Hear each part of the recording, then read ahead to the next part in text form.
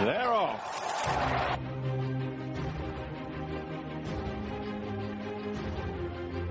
All covered, all ground, all beaten. Frankel won the Champions Stakes and lives up to the title. Driven out after running, Sire Abruzzi has seized the opportunity this season and he's going to land the biggest prize of all, who lead the Derby field up to the line, and it's ruler of the world who won the Derby. A royal win in the Gold Cup. Esteban has done it. Esteban and Ryan Moore has won for Her Majesty the Queen. It's Monroe to win the National.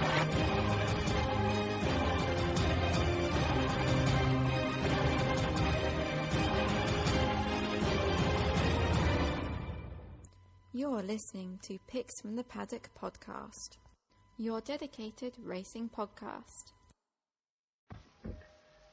Welcome to the Picks from the Paddock podcast with me, David Weldon. Joining me this evening is Carl Headley and Rory Paddock.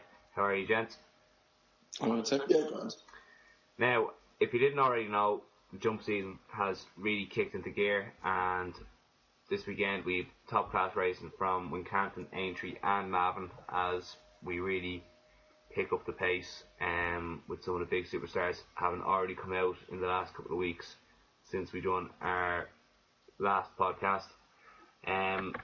We'll start with the Badger Ales Trophy, and Carl, I'll come to you first. My selection here is Royal Palladium, who has proven at the trip and comes here fresh. He won 3 on the bounce last season for Venetia Williams. He's lightly raced and improving, and he has to be considered with the yard in fine form. Lovely. And Rory, I'm feeling you fancy the same one as me, but I'll let you take first stab at it. I think Cogbury has a decent chance, but I think it's hard to know what his best trip really is. Paul Nicholls' favourite obviously needs to be respected, but also it's second string Benvolio. Paul Nicholls with any runner in a handicap, it's worth noting. But I want to take a chance with the trainer in form. Tom George has his yard flying in the early part of the season. I think he's got a 27% strike rate at the moment. He enters 2 in this, Forgotten Gold, but I'm going to go with the other one, the 6-year-old, a good skin, a lightly improver, should get fitter for his reappearance at Cheltenham last month, and could go close. Lovely. As I mentioned earlier, I completely agree with you. I think a good skin looks overpriced, especially out of the Tom George pair. Paddy Brenton, who's his usual jockey, takes riding a good skin over Forgotten Gold, who's our Jake Brides, and at about 10-12 to 1 with certain bookmakers, he looks a good each way bet. We'll move on now to the Betfred Hurdle at Aintree, the 2:30, which is on Channel 4. It's an interesting enough race, more so from a watching point of view, more so than the punting. For me, it's a no-bet race anyway, with likes of Simonsig and Bolsworth making their seasonal reappearances, any of the likes of Royal Boy from Beckett Curtis coming back off a big long break, and you can't, Irving as well is in there, you can't trust him. I would love to see Simonsig win the race. He's 7-4, it's very short, he's been off the track nearly 3 years, nearly 1,000 days. But if he retains any ability, he should take all the beatings. I think he's much better than these. But 7-4 for me is too short a price to get stuck into a horse who's been off that long. And Rory? Yeah, it's a really odd race with the inclusion of 2 noted Nicky Henderson chasers taking up a hurdles race. I think based on jockey booking, Simonsig is obviously the favourite of the 2. Personally, just on a side note with this race, I think it's pretty sad to see Bobsworth, a former Cheltenham Gold Cup winner, entered in a race like this. I think the horse should be retired, but that's, different story for a different day. Couldn't be overly trusting with Simonsig, despite his previous form, but like you said, with such a long time off the track and such a long layoff, it's going to be very hard to gauge where the horse is at. The one I'd actually like would be Top Notch, which is obviously a Henderson horse, but how likely it is to run, I'm not so sure. If it was to line up, that would be my selection. But I think it's highly unlikely. On its day, I think Irving could cause an upset. Top notch if it goes, but if it doesn't, I'd probably be a very tentative selection with Simonsig. Yeah, lovely. And Carl, please get your thoughts on the race. Not to put the markers on him, but Simonsig looks to be the one to be on here. He's only been beaten once in his career before. He's been off the track, as you said, Dave, for 970 days. It'd be great to see the owners get something back, having kept him, decided to keep him in training. He could well have been found a perfect opportunity here by Nicky Henderson. This race looks as though it will cut up to maybe 5-6 runners, and I think this could be a good starting point for him. If he is the force of all, I'd love to see him back. We move on next to the 315 from Wincanton, which is the StanJames.com Elite Hurdle, a Grade 2 limited handicap. Melodic Rendezvous has won this race in the past for Jeremy Scott, and goes well, fresh enough, so he has to be respected for a trainer who knows the time of day. Zarib is the current favourite, along with All Yours from Paul Nichols' Yard. And a couple of non-runners here, a couple of horses who will be double entered between this and the best Fred, depending on what comes up. But the one for me is Stephanie Francis from the Dan Skelton Yard. I think she's absolutely bomb-proof, certainty to place, and 8-1 is an absolute steal. Started off her career 2 years ago as a 5-year-old, placing ahead of Wicklow Brave when winning the Punchestown Champion Bumper by a neck at massive odds. Been a little quiet since then, just ticking along nicely. Was absolutely murdered in the Galway Hurdle over the summer when placing 8th behind Quick Jack. She got no run at all that day. Probably won a run, but would have been a lot closer. And operating a 138, I think she still has probably about 15 pounds hand of a handicapper. And I would be absolutely devastated if she didn't win a big one this season, let alone not winning this one. Rory, move on to you.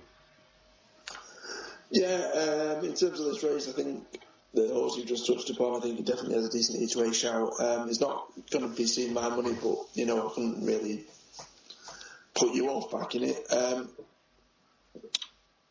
Personally, Zarib's horse, I think, will improve after last year's exploits, but certainly didn't expect it to be a favourite.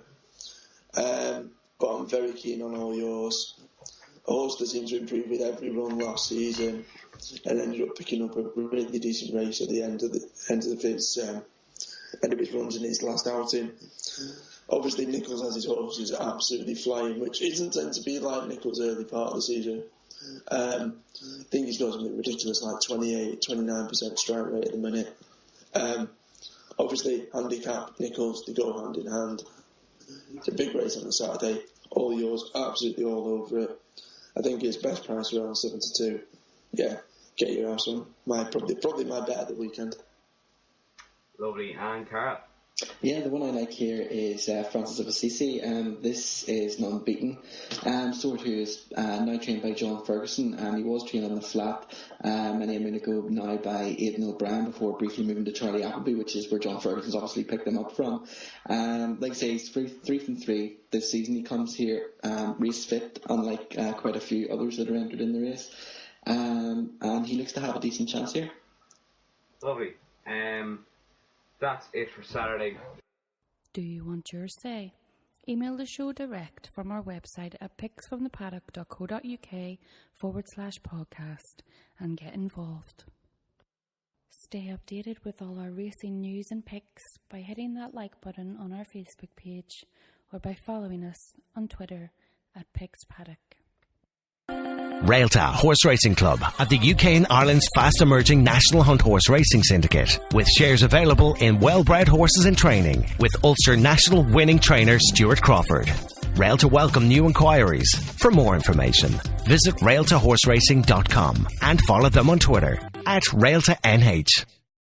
2 races to cover from on the Sunday. The first one is the Fortua Chase at Navan, 2:15. We'll be on after races. Watch it. It's usually a decent 2-mile chase and a good indication where some horses are. My fancy for the race is Hidden Cyclone. While he is a 10-year-old now, I think they finally figured out what to do with him,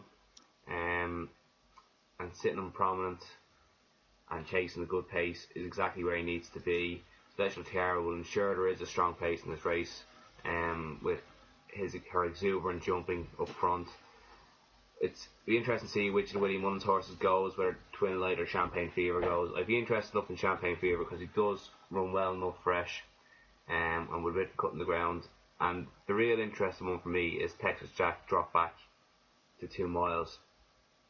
There's talk of this horse going for the Paddy Power Chase later on in the year, and I wouldn't be at all surprised. They've been campaigning this horse completely wrong when running them over 3 miles. He ran last week behind Don Cossack, travelled sweetly behind Don Cossack, but just once they hit 2 mile 4 he couldn't get into the race. So I'll be interested in him to see how he runs back at this trip, but my main selection will be Hidden Cyclone at around 11 4 for Shark Hanlon, to hopefully kick off a winning Sunday in Ireland. And Carl, come to you next, please. I'm hoping Willie Mullins doesn't run Champagne Fever here because I've gone for Twin Light. Basically, he took the race last year. I'm taking him to follow up again this year. Obviously, Willie Mullins has no shortage of ammunition and he knows where to target his best horses at. And if he feels that this is the race for Twin Light, then that's the one to be on. Champagne Fever, he hasn't won at this track before. I think I'm right in saying that. Very high class on his day though. Special Tiara is going to win a number of races this season, but might just need a first outing. And I couldn't disagree with you on Texas Jack. I was at Down Royal last week when he was coming home behind Don Cossack. Travelled very, very, very well up to a point, and at one point looked a big danger. And he could too play a part. Lovely. Yeah, just to touch on Special Tiara there again. Henry the Bromhead's horses have all needed to run this season, so just be wary before backing him because I think she should probably go off a short price. Rory, your thoughts on the race, please? Yeah, to be honest with you, out of all the races this weekend, it's actually the one I'm looking forward to the most. I'd argue it was one of the more competitive, graded races this weekend as well. The likes of Special Tiara, Champagne Fever, and Hidden Cyclone have obviously contested some big races in their time. But despite the fact that this probably isn't the horse's best trip, I'm going to go for a bit of an each-way shot in the form of Ted Walsh's Foxrock, who, ignoring its last run, was progressing well enough last season. Won at Navan before, could have a chance of getting in the places if some of the big guns falter. May need the run, and I know that 2 miles isn't his trip, but decent enough horse, like I said, could sneak a place. Never even run over 2 miles, Rory. Are you sure about that? Yeah. Still, yeah. I actually think it's a big price as well. If they make enough use of them, and I mean, the likelihood is I don't think it wins, but I think if one or two of the main horses, main protagonists, don't do as well as expected or they need the run, I think it could pick up a price. The final race we'll look at on Sunday comes from Sandown, and it's the Future Stars Chase. Again, like the Betfred Hurdle at Aintree on Saturday, it's not really a betting race for me. Coney is far too short.